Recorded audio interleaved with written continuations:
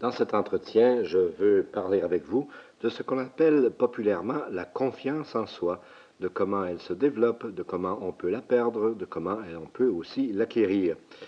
Je disais il y a un instant, la confiance en soi, voilà le terme qu'on utilise habituellement pour désigner ce dont nous parlons. Il me semble que le terme n'est pas très exact.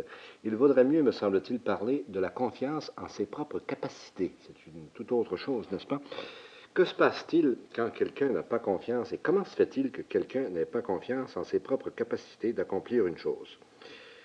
Eh bien, ceci, me semble-t-il, ne peut pas être pour une autre raison que celle qu'il se convainc lui-même, qu'il se dit à lui-même, qu'il pense qu'il ne réussira pas s'il essaie d'atteindre tel ou tel objectif. Bon, par exemple, si je me dis à moi-même, est-ce que je suis capable de planter un clou dans le mur? Bon, vous allez me dire, ça ne prend pas beaucoup de confiance en soi, mais ça en prend. Enfin, sur quoi est basée ma réponse? Si je réponds oui, je suis capable de planter un clou dans le mur, pourquoi est-ce que je peux répondre ainsi? C'est que je me fie à mon expérience antérieure.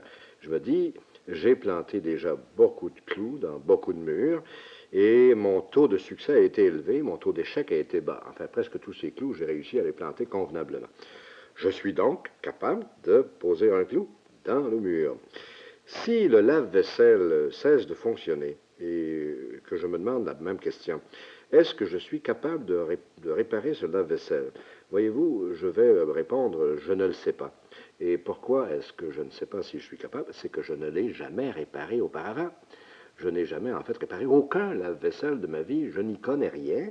Je ne sais pas trop bien comment ça fonctionne. Je sais enfin qu'il y a un moteur qui fait des choses, mais je ne sais pas vraiment. Je vois les résultats, je vois la vaisselle lavée, mais je ne sais pas vraiment comment l'appareil fonctionne.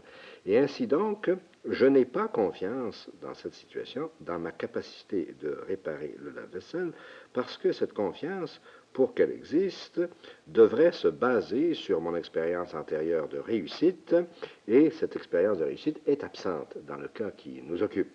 Ainsi donc, voyez-vous, la confiance dans sa capacité de réussir les choses est toujours basée sur l'histoire antérieure de chacun de nous, sur l'histoire de nos essais, sur l'histoire de nos succès et sur l'histoire de nos échecs. Comment se développe donc cette confiance en sa capacité? Il n'y a qu'une seule manière, comme vous le voyez. La seule façon de développer ma capacité ou ma confiance en ma capacité, par exemple, de réparer le lave-vaisselle, consisterait pour moi à m'installer devant le lave-vaisselle qui ne fonctionne pas et à tenter de le réparer.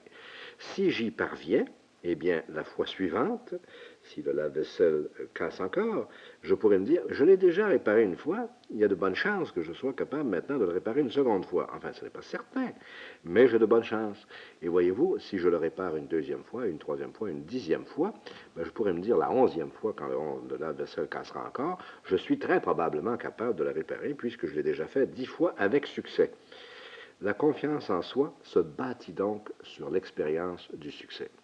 C'est ce que énormément de gens ne semblent pas réaliser, dont ils ne semblent pas se rendre compte, croyant, semble-t-il, que la confiance en soi tombe du ciel, qu'elle nous envahit tout d'un coup comme ça, ou qu'elle est le fait de certains individus privilégiés.